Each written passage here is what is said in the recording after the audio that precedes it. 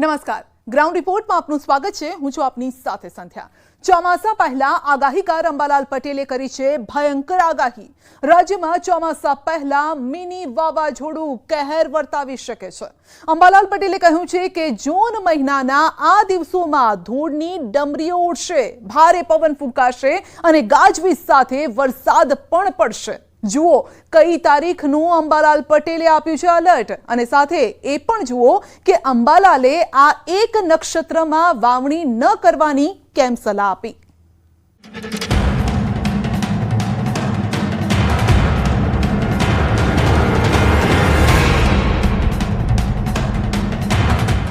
અંબાલાલ કાકાની ભયંકર આગાહી। કાચા મકાનોને સાચવીને રાખજો, નહીતર પવન એવો ફૂંકાશે કે ઉડવા લાગશે પતરા। કાચા મકાનના સાપડા ઉડાડી શકે। જૂનમાં વધશે આંધી વંટોળનું જોર। આંધી વંટોળનું પ્રમાણ વધશે। ચોમાસા પહેલા જ ગાજવીજ સાથે તૂટી પડશે મેઘરાજા। ગાજવીજ સાથે કેટલાક ભાગમાં વરસાદ થવાની શક્યતા રહેશે।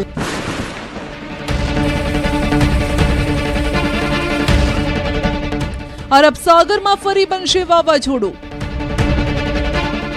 અરબ સાગરમાં પણ વેલમાર્ક લો પ્રેશર બને, કદાચ વાવાઝોડું બનવાની શક્યતા રહી શકે। ચોમાસું ગુજરાતથી હવે નજીક છે, પરંતુ તે પહેલા પ્રી મોન્સૂન એક્ટિવિટીઝ ગુજરાતમાં બગડાટી બોલાવવા જાણે કે તૈયાર છે। ચોમાસા પહેલા પ્રી મોન્સૂન એક્ટિવિટીના ભાગરૂપે ભયંકર પવન ફૂંકાશે, ગાજવીજ સાથે ધોધમાર વરસાદ વરસશે, આંધી વંટોળ પણ પોતાનું સામ્રાજ્ય ઊભું કરશે। એટલે કે ચોમાસાના આગમન પહેલા જ મેઘરાજા ગુજરાતના કેટલાય વિસ્તારોમાં લટાર મારી લેશે। જો કે ચિંતાની વાત એ છે કે વરસાદ સાથે જે પવન ફૂંકાશે તેની ઝડપ એટલી હશે કે કાચા મકાનમાં રહેતા લોકોએ તો ખાસ સાવચેત રહેવું પડશે। આવું અમે નહીં, પરંતુ હવામાન નિષ્ણાત અંબાલાલ પટેલ કહી રહ્યા છે। તેઓનું કહેવું છે કે આ પવન કાચા મકાનના નળિયા અને છાપરા ઉડાડી મૂકશે, એટલે કે ગુજરાતમાં ફરી એકવાર મિની વાવાઝોડાની શક્યતા છે। ધૂળકટ 10 સ્ટોમ આવવાની શક્યતા છે। આ 10 સ્ટોમ જબરું હશે અને હવે ધીરે ધીરે ઘરના સાપડા કાચા મકાનના સાપડા ઉડાડી શકે એવા પવનો ફૂંકાશે। અને ત્યાર પછી જે સાચા ચોમાસાના દર્શન થશે। રાજ્યમાં પવનની ગતિ સામાન્ય કરતા વધી રહી છે, અને ત્યારે કયા વિસ્તાર માટે હવામાન નિષ્ણાંત અંબાલાલ પટેલે ચેતવણી આપી છે તે પણ સાંભળો।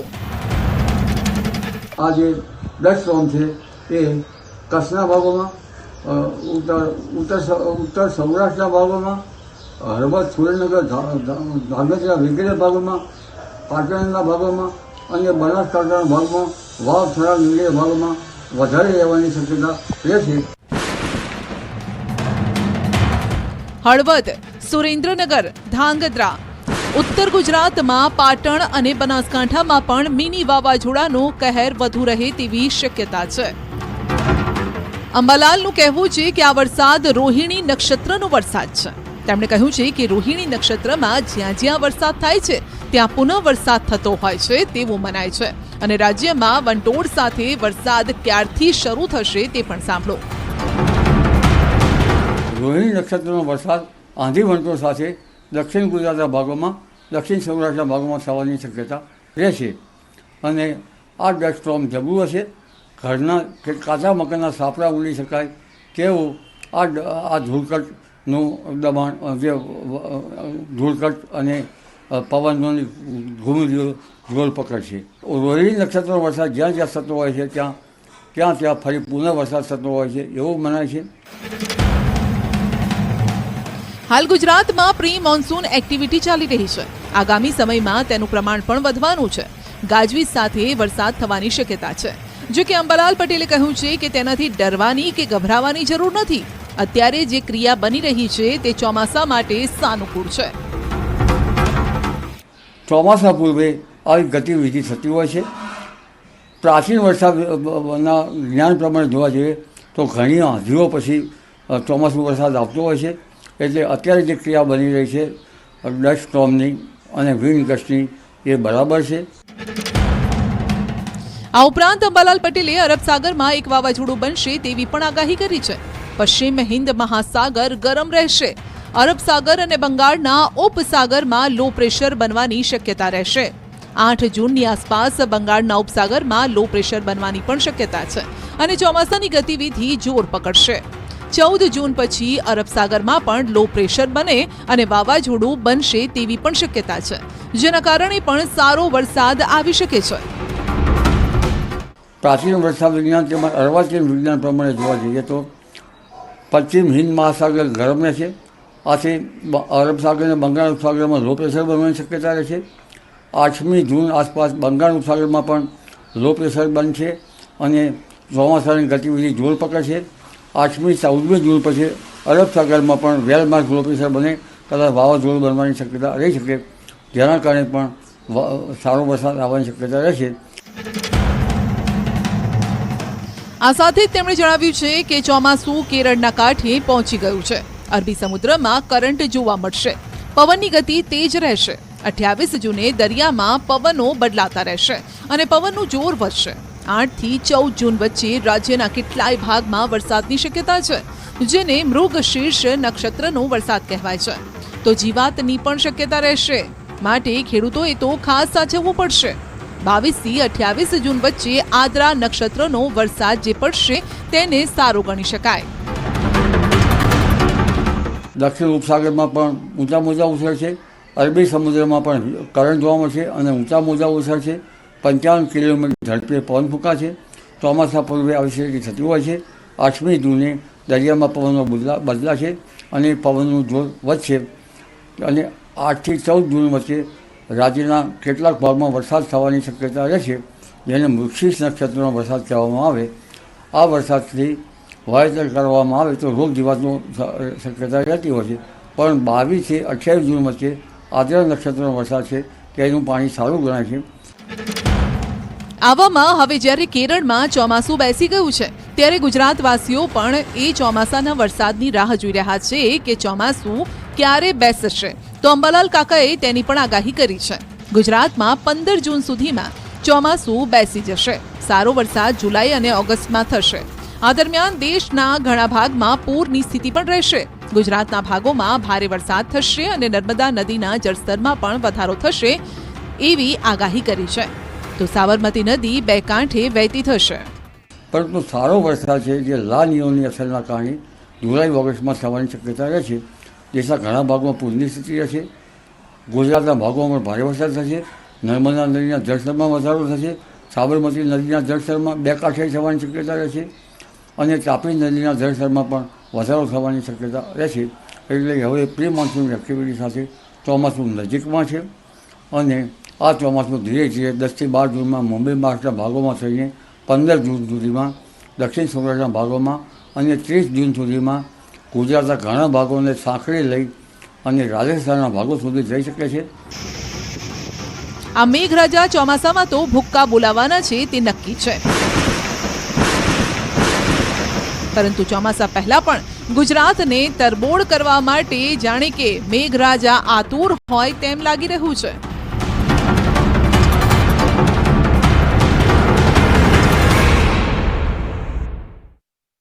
કાળઝાળ ગરમીમાં શાકભાજીનો પાક જાણે કે બફાયો છે. તાપના ટોર્ચરના કારણે પાકના ઉત્પાદનને માઠી અસર થઈ છે. ઉત્તર ગુજરાત અને દક્ષિણ ગુજરાતમાં શાકભાજી પકવતા ખેડૂતોને આ ગરમીએ આર્થિક ફટકો આપ્યો છે. તો સૌરાષ્ટ્રમાં ગરમીના કારણે ફૂલની ખેતી મુરઝાઈ ગઈ છે.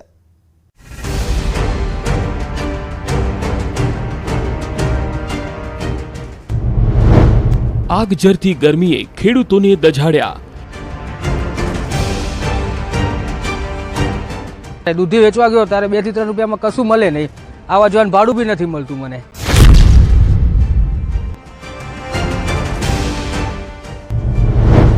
એક તો ઉત્પાદન ઓછું, ઉપરથી નથી મળતા ભાવ. સતત પાણી ચાલુ છે તોય પણ એક ગરમી બહુ નડતરરૂપ છે અને ફ્લાવરિંગ તો હવે આવતું જ નથી.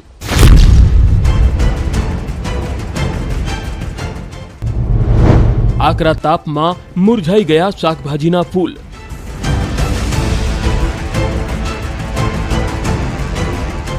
દૂધી કાકડીનો સુકાઈ ગયો ફાલ.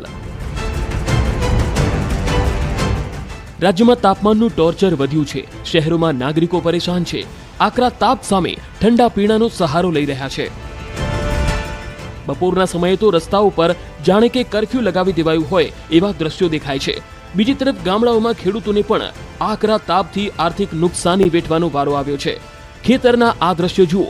લીલોછમ પાક જોઈને તમે છેતરાઈ ન જતા, કારણ કે જે લીલુંછમ દેખાઈ રહ્યું છે તે માત્ર દૂધી અને કાકડીના વેલા અને તેના પાન છે. નજીકથી જોઈએ તો વેલામાં આવેલા ફૂલ બળી ગયા છે. એટલું જ નહીં, જે ફૂલમાંથી કૂંપણો ફૂટીને દૂધી અને કાકડી આકાર લઈ રહી છે એ પણ જેટલી જોઈએ તેટલી વિકસિત નથી થઈ રહી. જ્યારે કેટલાક ફળોનું તો જાણે બાળ મરણ થઈ ગયું અને સુકાઈને ખરી પડ્યા.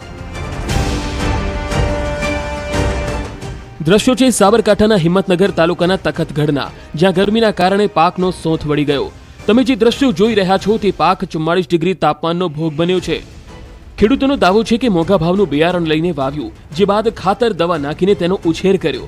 જો કે સતત પાણી અને દવા ચાલુ હોવા છતાં પાક આ તાપ સહન કરી શક્યો નહીં. પરિણામે તેમને હવે પાક કાઢવો પડી રહ્યો છે. મેં 2 વીઘા દૂધીનું વાવેતર કરેલું છે, દૂધી અને કાકડીનું.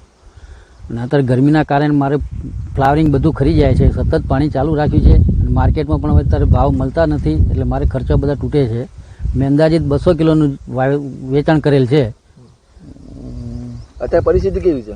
અત્યારે પરિસ્થિતિ જો આ વેલા કાઢવાનું ચાલુ કરી લીધા છે. કાપવાનું, કાકડીના વેલા ચાલુ કરી દીધા છે. કાઢી નાખવાની વિચાર કરીએ છીએ. અન્ય ખેડૂતે વેદના ઠાલવી કે જે પાક આવી રહ્યો છે તેના ભાવ પૂરતા નથી મળી રહ્યા, જેથી ખેતરથી માર્કેટ સુધી લઈ જવાનો ખર્ચ પણ માથે પડી રહ્યો છે. દાવો છે કે હિંમતનગરના જથ્થાબંધ માર્કેટ યાર્ડમાં આ દૂધી માત્ર 2 થી 3 રૂપિયા કિલોના ભાવે વેચાઈ રહી છે. બીજી તરફ જથ્થાબંધ વેપારીઓ આ જ દૂધી છૂટક માર્કેટમાં 30 રૂપિયા કિલોના ભાવે વેચી રહ્યા છે. પરિણામે વેપારીઓ માલામાલ થઈ રહ્યા છે અને જે ખેડૂતે ખેતરમાં પરસેવો પાડી પાકનો ઉછેર કર્યો તે આર્થિક રીતે ભાંગી રહ્યો છે. મેં કાકડી અને દૂધીનું વાવેતર કર્યું છે. અત્યારે ગરમીના હિસાબે ફળ બેસે છે પણ તે ખરી જાય છે, બહુ મોટું થતું નથી. અને જે કોક દૂધી થાય છે હું માર્કેટમાં વેચવા જાઉં છું તો મને 2 થી 3 રૂપિયા જ ભાવ મળે છે કિલોના. ને જે અત્યારે માર્કેટમાં 25 થી 30 રૂપિયા કિલો છે. અને કાકડીમાં બી એવું હતું, કાકડી ગરમીના હિસાબે કાકડી બગડી ગઈ, જે ફળ બગડી ગયું અને અત્યારે મેં કાપવાનું ચાલુ કરી દીધી છે કાકડી. દૂધી વેચવા ગયો ત્યારે 2 થી 3 રૂપિયામાં કશું મળે નહીં. આવા જવાનું ભાડું બી નથી મળતું મને. આમ હાલ વેલાવાળી શાકભાજી જેવી કે તુરિયા, ગલકા, દૂધી, કાકડી સહિતના ઉત્પાદનમાં ભારે અસર પડી છે. જે ગરમી પડવાના કારણે જે વેલા છે વેલા પણ બગડી ગયા છે. તો આ ઉપરાંત જે ઉત્પાદન છે તે ઉત્પાદન પણ પૂરતું મળતું નથી, તેના કારણે ખેડૂતોને નુકસાન થઈ રહ્યું છે. આ ઉપરાંત વેલાવાળી શાકભાજીમાં ગલકા, દૂધી સહિતના જે પાક છે એમાં પણ આ જ પરિસ્થિતિ ઊભી થઈ છે, જેના કારણે ખેડૂતોને જે પૂરતું ઉત્પાદન મળવું જોઈએ તે મળતું નથી. દૂધીના પાક છે, દૂધીના પાકમાં પણ અત્યારે હાલ ખેડૂતોની પરિસ્થિતિ એવી છે કે દૂધીના ફૂલ ખરી પડે છે. તો જે ફળ બેસવું જોઈએ, ફળની સાઈઝ આટલી જ હોય છે, નાની સાઈઝના કારણે તેનો વિકાસ થતો નથી. એના કારણે જે વધુ પડતી ગરમીના કારણે આ પ્રકારની પરિસ્થિતિ ઊભી થઈ છે અને ખેડૂતોને જે ખર્ચ કર્યો છે એ પણ મોંઘો પડી રહ્યો છે.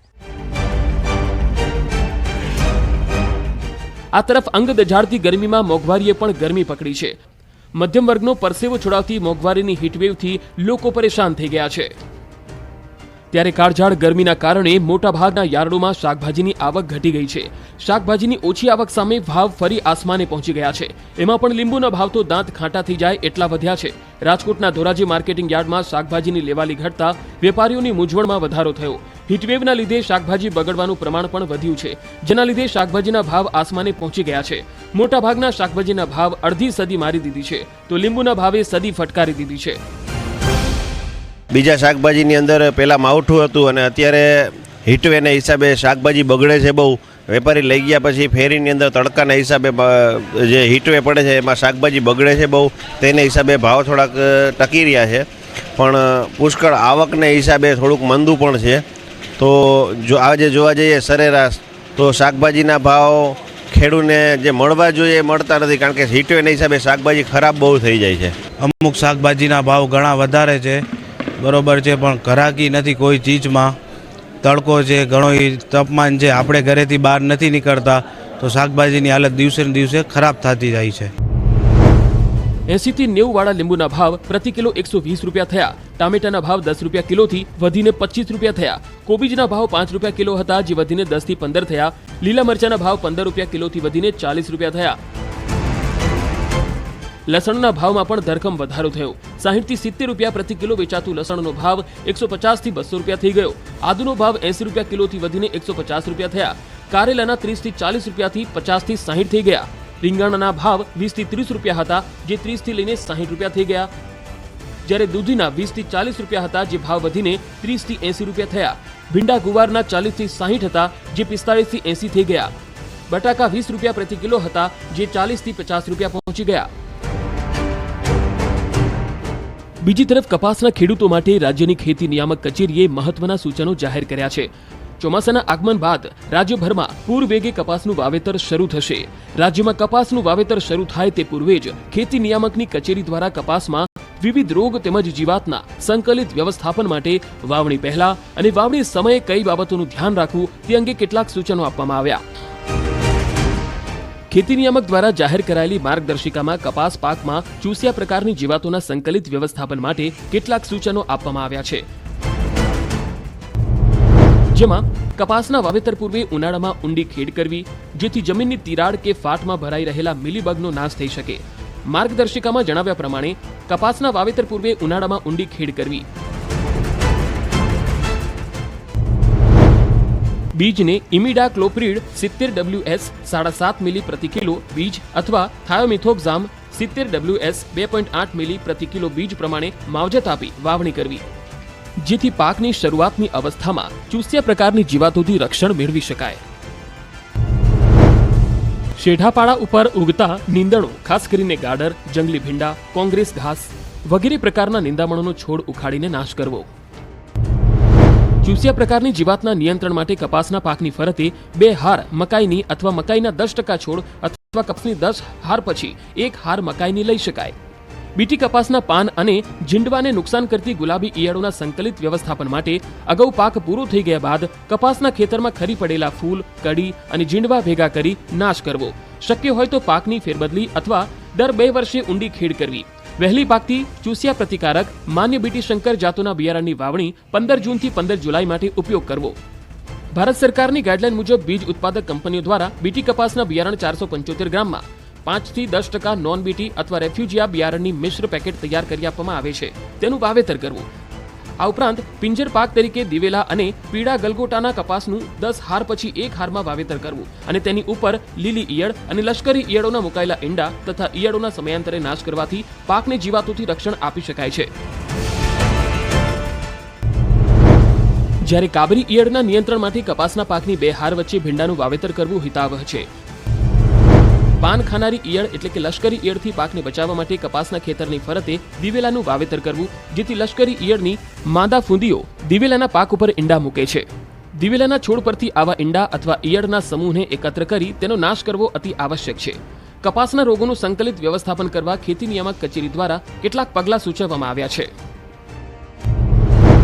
લાંબા ગાળે પાકની ફેરબદલી કરવી, નાઇટ્રોજન, ફોસ્ફરસ અને પોટાશનું સપ્રમાણ જાળવી વપરાશ કરવો, લીલો પડવાશ છાણિયું ખાતર હેક્ટરે 10 ટન અથવા પ્રેમસળ અથવા મરઘાનું ખાતર 2 ટન પ્રતિ હેક્ટર અથવા એરંડીના 500 ગ્રામ ખોળમાં 4 કિલોગ્રામ ટ્રાઇકોર્ડમાં હાર્જિયાનમનું મિશ્રણ કરી વાવણી સમયે ચાસમાં જમીનમાં ભેજ હોય ત્યારે આપવાની ભલામણ છે. આંતરપાક તરીકે મઠ અથવા અડદનું વાવેતર કરવું. કપાસમાં સુકારાના નિયંત્રણ માટે મકાઈને આંતરપાક તરીકે વાવવી. કપાસમાં સુકારાના અસરકારક નિયંત્રણ માટે મકાઈ, જુવાર, રાયડો અથવા બાજરીની ફેરબદલી કરવી. આ ઉપરાંત દવાના વપરાશ વખતે દવા ઉપર આપવામાં આવેલા લેબલ મુજબ જે તે પાક માટે આપવામાં આવેલ ડોઝ અથવા જે તે રોગ કે જીવાત માટેની દવા છે તે ભલામણ મુજબ જ અનુસરવું, નહીં તો પાકને નુકસાન થઈ શકે છે.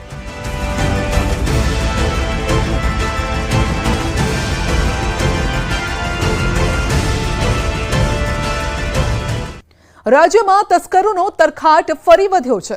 આ એક અઠવાડિયામાં ચડ્ડી બનિયાનધારી ગેંગ આખે આખું લોકર લઈને જતી રહી, તો ભરૂચમાં તો તસ્કરો આખે આખું એટીએમ લઈને જ ફરાર થઈ ગયા. જ્યારે કે ગીર સોમનાથમાં ગ્રાહકના સ્વાંગમાં આવેલી મહિલાઓએ સોનીની દુકાનમાં હાથ ફેરો કર્યો. જુઓ લાઈવ ચોરીના આ દ્રશ્યો.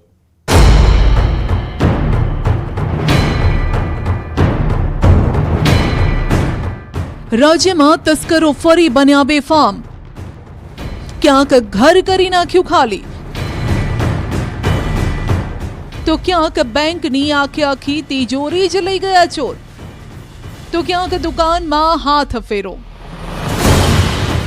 પહેલા વાત કરીએ વડોદરાની. વડોદરાના ભાયલીમાં ફરી એકવાર ચડ્ડી બનિયાનધારી ગેંગનો આતંક સામે આવ્યો છે. ભાયલીમાં મોનાલિસા લેકવ્યુમાં આ ગેંગ ત્રાટકી. અડધી રાત્રે ગેંગના સભ્યોએ સોસાયટીમાં ઘૂસી જતા દોડધામ મચી ગઈ. ચડ્ડી બનિયાનધારી ગેંગના 5 સભ્યો મોનાલિસા લેકવ્યુ સોસાયટીમાં દિવાલ કૂદીને ઘૂસ્યા હતા. એક બંધ મકાનને નિશાન બનાવ્યું. 4 ધામની યાત્રાએ ગયેલા પરિવારના ઘરમાં તસ્કરોએ ત્રાટકી આખું લોકર જ ઉઠાવીને ફરાર થઈ ગયા. સમગ્ર ઘટના સીસીટીવીમાં કેદ થઈ છે. દ્રશ્યોમાં જોઈ શકાય છે કે 5 શખ્સ એક બાદ એક દિવાલ કૂદી સોસાયટીમાં પ્રવેશે છે. બાદમાં બંધ મકાનમાં પહોંચે છે. જે 2 ઘરના સભ્યો 4 ધામ યાત્રાએ ગયા હતા તે ઘરને નિશાન બનાવે છે. ઘરના દરવાજા પર લગાવેલું તાળું તોડી અંદર પ્રવેશી ચોર લોખંડનું આખું લોકર માથા ઉપર ઊંચકી ફરાર થાય છે અને ત્યારે ચોર ગેંગનો ભાંડો ફૂટી જાય છે. સોસાયટીમાં ઘૂસ્યા હોવાની જાણકારી સિક્યુરિટીને મળતા ચોરને પકડવા માટે સિક્યુરિટી ગાર્ડ હરકતમાં આવે છે. ચોરને પકડવા માટે ગાર્ડ પાછળ દોડે છે, પરંતુ ચોર ટોળકીએ સિક્યુરિટી ગાર્ડ પર પથ્થરમારો કરે છે. જ્યારે કે એક ચોર માથા પર લોકર લઈને ભાગે છે, બીજો તેને રક્ષા